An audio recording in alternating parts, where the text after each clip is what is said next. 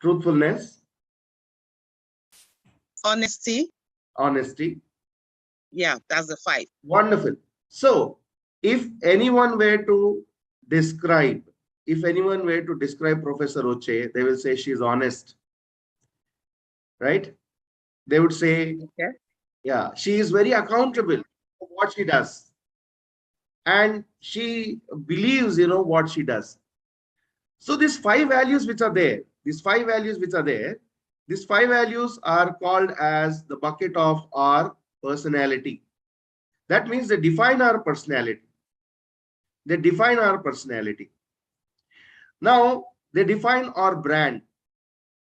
If today, Professor Uche, you or me post in our WhatsApp group or in our Facebook, write any one quality that you personally like in me, you would find these 5 things written about you by your friends who are, in your Facebook group or your WhatsApp group.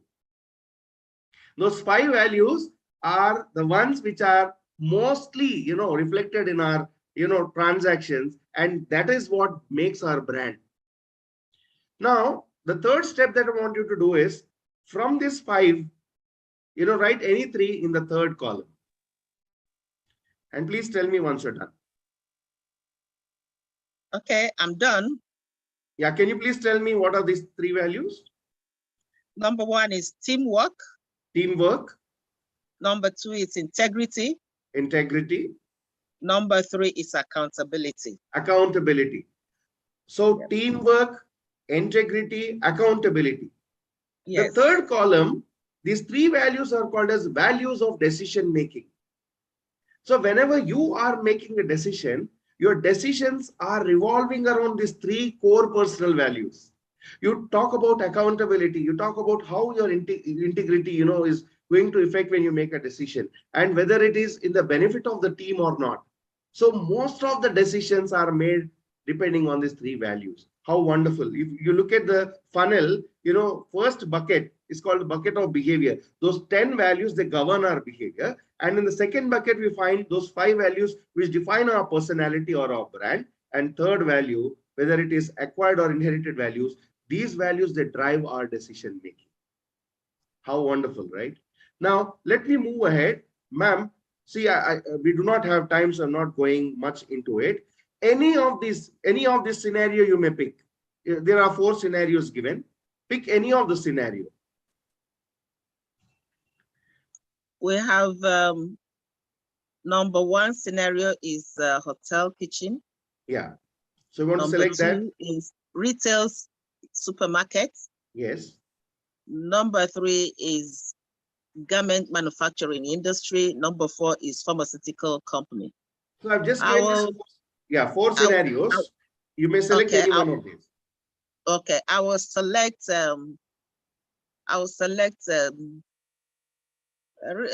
supermarket, retail supermarket. Wonderful. Please read the scenario for me, please. The real retail supermarket says it is opening day of the supermarket. The store is full of interesting customers.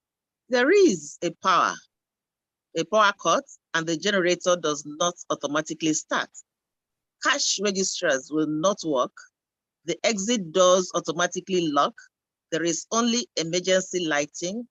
A nasty smell starts to come from the air conditioner event. How to respond to this situation? How will you respond, Professor Uche? In this scenario, you are the owner of the retail supermarket. How would you respond to this situation? What would you do? It's an emergency situation. Yes. So I will respond by letting people know what the problem is, what has happened. Yes. Reassuring them to please retain their positions, apologizing for the emergency situation. It was unforeseen, and we are very, very sorry about that. And assuring them that the light will come up very soon because we have an alternative. And probably letting them know that the machine will start very soon to work, and everything will be back to normal. Yeah. What would you do about that nasty smell which is coming out of the air conditioning vents? The nasty smell, probably because we will have a standby light, you probably will have to use the light and find air freshener in the supermarket and spray in places as the workers there to assist and spray all over so that it will be limited. Wonderful, wonderful, Dr. Professor Uche. Now, if you see the way you have responded in this situation, you are again focusing on teamwork, accountability, and integrity. Integrity, you said, first I will apologize to all the customers and say we are sorry. We never thought the situation will happen. Then you said we are accountable, and you said, like, don't worry, don't panic. We here, we are going to help you. Right? As a teamwork, you have instructed all your employees and say, search for the light, please switch on the alternate generator or make some other power supply possible so that the cash registers work. And you also wanted to address the nasty smell that comes out of the air conditioning vents by asking some of your employees to come get an air freshener and spray it across. Have you seen that, this decision that you took, the way you responded again pivots on these three core personal values, the last bucket or the last column, that is accountability, integrity, and teamwork. That is the dynamics of values and behavior in an individual's life.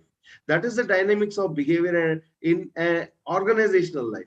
That is a impact of a leader. That is the impact of a family also. Therefore, this behavior and values are very, very important, very crucial in everybody's life. Now, let me move ahead. We have to understand the summary of our discussion so far. That is, values of an organization or values of a family or values of the institution should percolate down to the leader or head of the family or head of the organization or head of the institution. Just imagine if the individuals of the family or individuals of the institution or individuals of the organization were made aware about the values of that organization. If they align, there is no friction. If they believe, there is no friction. If they have understanding, there is no friction. And all members in the organization will think alike. All members of the family will think alike. All members of the institution will think alike. All members of the team will think alike. So when we govern our values, we govern the family. When we govern our values, we govern ourselves. When we govern the values of all the people, our team also gets governed. The behavior of a team depends on the behavior of individuals. The brand of a team depends on the brand of the individuals.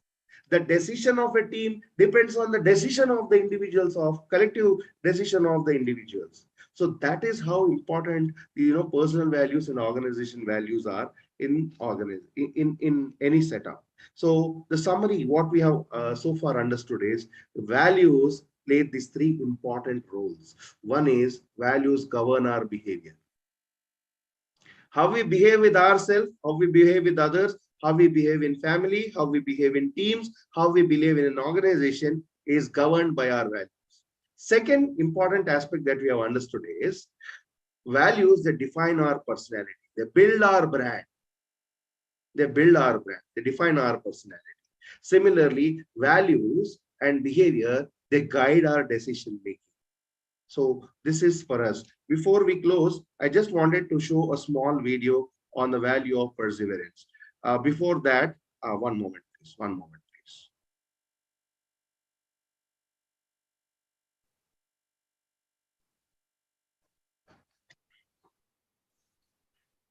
One moment, please. I'll just share that with you. Okay.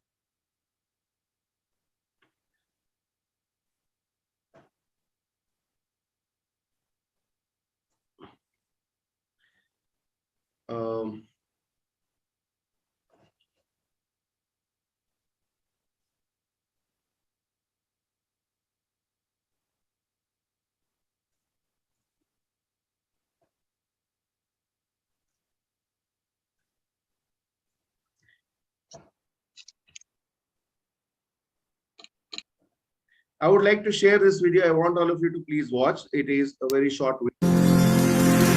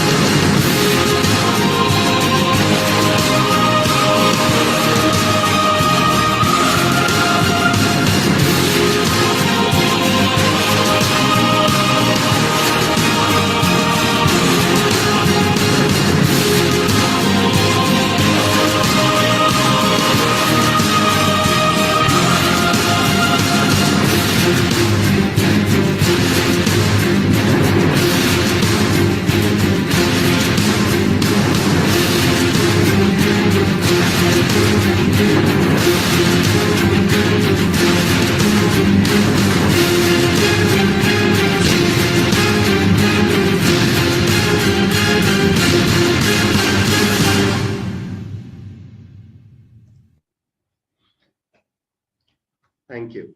So my culminating thoughts are like this. You may believe in certain values. The organization has some set values, and the individuals have some set values. Similarly, a family has some set values. Members of the family, members of the team, members of the group may or may not be following, but we have to have that perseverance. We have to have that patience. Keep watering the values. Keep watering your thoughts. Keep watering your behavior. Have that patience. Let it slowly blossom. And when you do that, yes, one day, even every individual, every family, every team, every organization, every institute can succeed. That's all from my side. Thank you so much. And over to Professor Uche for the proceeding. Thank you, thank you, thank you so much. Thank you, our great speaker. I had said earlier that this is the man for the moment. This is the man we need to talk to us on behavior management. You've done it very well. We are so proud of you. We have learned so much. I did. Yes, I learned so much. You explained it in such a way that we will practically too. And that is, it has been internalized. And I believe that everybody watching and listening took away a lot, not just one thing or two, took away a lot, because you've said so much to us. You have you discussed the concept of behavior. There is feeling, attitude, values, beliefs, and understanding. All of them culminate from the values, beliefs, and understanding. You get your attitude, show the attitude, then the way you feel, and that affects your behavior. And that you also said that whatever you see outside, whichever way you see somebody acting, is the behavior. And it is those things, those points, those things he has internalized, either from the values or from the understanding or beliefs, are what brings out the behavior that you see. And there are a lot of it, depending on how you're brought up. There are two things will cause that behavior: inherited values and acquired values. And of course, from there, I understand too, and everybody else will, that inherited values differ. So your behavior will also differ based on how you were raised, based on the beliefs and the values and the understanding of your family, your parents, emanating, and then your relationship with your siblings, how you interact with them. And you also said that another thing that will affect it is acquired. You have acquired certain behavior outside the family home, either from what you've learned from the school, even from your environment, from your peers, from peer group and all that, all can modify even what you inherited from your parents, and that both of them are not in unison. Both can clash. And that is the essence of managing the behavior. You gave several examples of how they clash. Parents can always say, "Oh, that's not my son. That's not what our values. That's not what I taught him." So then you talked about individual values. We can have individual values.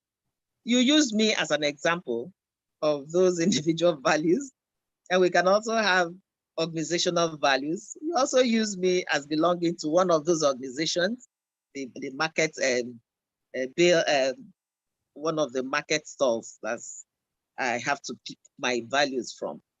And you also say that behavior is governed by values. Organizational behavior and individual behaviors are governed by values. And you took us through the length of values, a whole lot of values that every individual should have, and that those values can vary. Just like I picked my own 5 values, and from there, my decision-making values, 3 of them, define me. So each one you pick, somebody can decide on a different values that do not correspond with the other person's values. And that is where the problem comes. And that is why it is important to manage our values. It's the same thing in the school. Each child that comes in to the school, as many children as there are for a teacher or even for employers, there are varied values brought in by the employees. So it is for the teacher or the boss to manage those values coming from diverse backgrounds, that coming from the acquired values. So you know how to manage them. You gave us a vivid example with the video that you just showed, that in this management, you require patience. You have to be patient. You have to be, water the ground, water, have everything gradually, know that things take time. Things take time to come to a head. You don't just suddenly become a normal person. So as you're being managed, your mentor is managing you. You also do your own checks of behavior, checks and balances of your behavior. So it becomes important that everybody recognizes that behavior varies based on inherited values, acquired values, and that we can clash, both of them, with many people in the world. That is why I said I was so happy to moderate this, because it is these values that normally will bring clash between in relationships amongst people, and how we manage these values will determine the behavior we come to terms with. And that is why in team management, in a team, I am a team manager. In a team, I'm a team person. Everybody comes with his or her own, and I recognize that ability to galvanize those values, good values. There are ones that you don't want. You know how to manage them properly. So we thank you for all this exposition, but I would like to ask you before we finally close. Why is it important? Why do you think it is important we manage values? Yeah. See, whether an individual or like an example that you used me. How do I manage? Why is it important that I should manage the values, or even in an organization? Yeah. As just now you had mentioned, and even we discussed in the presentation, every individual has their own set of values. Now, the values with which every individual comes may or may not be aligning with the organizational values or the team values. There are certain values every individual comes with which may match the requirement of the organization. So when organizational values and individual values are parallel, then there is a smooth sailing. Therefore, we have to manage. And if they are opposite, if they are not culminating or if they are not galvanizing with one another, that is where friction occurs. For every family, for every individual, for every organization, some values will have to give up, which are not good for the cause of the organization.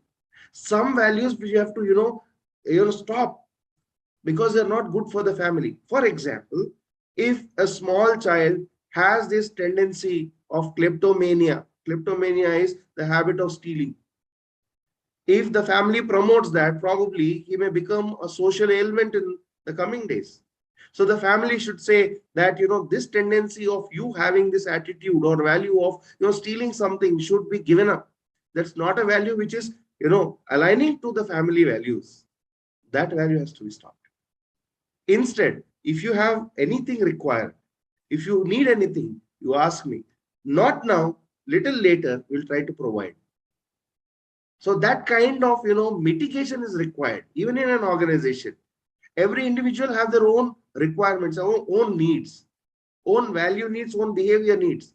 For example, if the boss of the organization doesn't wish the employees, but one of the employees there who believes that, why should I always wish my boss? Why can't he just, come one step below and say, hi, Freddy, how are you? Hi, Abby, how are you? If he says that, how good, how proud I feel. I'll give my 100% best. So probably even the leader has to introspect and say, I may have to, step down a bit and go and by myself develop this, value system of going and wishing my team. If that is addressed, if that behavior is addressed, if that value is addressed, it may touch the strings of all the employees and say, my boss is awesome and he is the best. Whatever he says, if he asks me to jump into the well, I will jump. If he asks me to run through the fire, I'll run, because I know that if he is asking me to do something, he respects my values.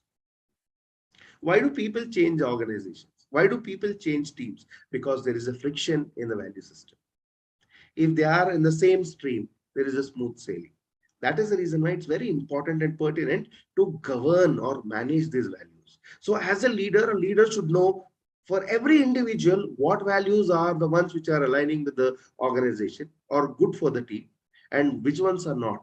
Such values have to be mitigated. Call the individual and say, boss, see, these are the values which are very good in you, which align with the organization. Let's continue. Please start breeding them. Start watering such values. That A, B, C, these three values are there, which are not in cohesion with the organization. I think you should refrain from, promoting such values. Just imagine if there is an open dialogue, open discussion that happens, how good that organization will go.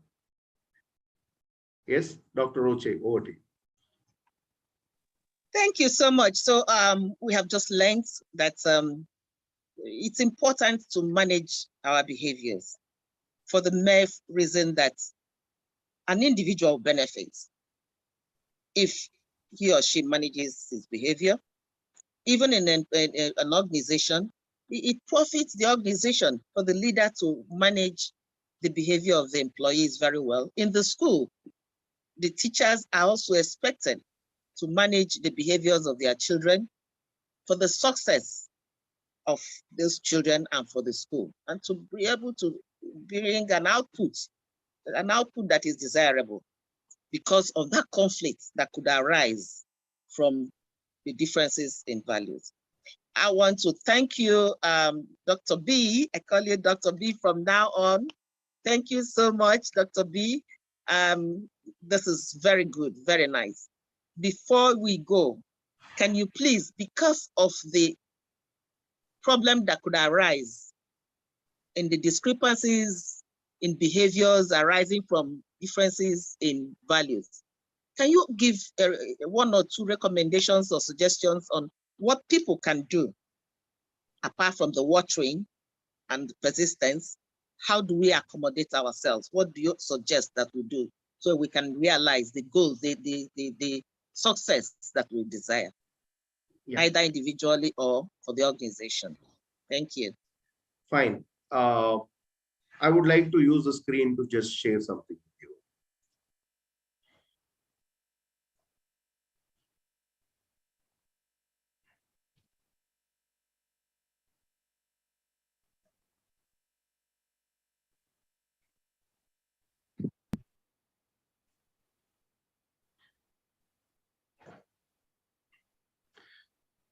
Professor Uche, what do you see here? 6. I see 6, Dr. B. So when I am seeing from here, it is 6. What about the person who is seeing from the top? The person will see 9. Person will see 9. So for the other person, his perspective is this figure is 9. From my perspective, this figure is 6. So why don't I have respect for the other person's perspective and say, yes, you are also right. From your perspective, it is 9. From my perspective, it is 6. Let us come to terms. It is 9 plus 6 divided by 2, it is 7.5. Let us agree to agree that your perspective is correct, even my perspective is correct. When that kind of, bonding is there between individuals, there is no friction at all. Learn to respect the values of others, but at that cost, we should not, de-align from the greater good of the organization. For every individual, family goals are important, family values are important. For every employee, organization goal or the team goals are important. Therefore, learn to respect the values of others and try to encourage everyone to align with the good of or the values of the organization. I think by doing that, we can mitigate this issue and come to a lot of good terms and have a lot of bonding, gelling together. Thank you. Thank you so much. I think you've just given it. That's the way we accommodate ourselves. The world will be a happier place and a very peaceful place. And that is the message that IDYM wants to bring to our members and to the world so that we can have a better place to live in the world with a good behavior. Thank you so much. I think we are done and we are happy with you. Thank you, Dr. B. My pleasure. Thank you, IDYM. Thanks from India, and good afternoon to you, Professor Uche, and all the members who are watching. Thank you so much. Signing off from my side. Thank you, everybody. Thank you. We appreciate you. Thank you. Thank you.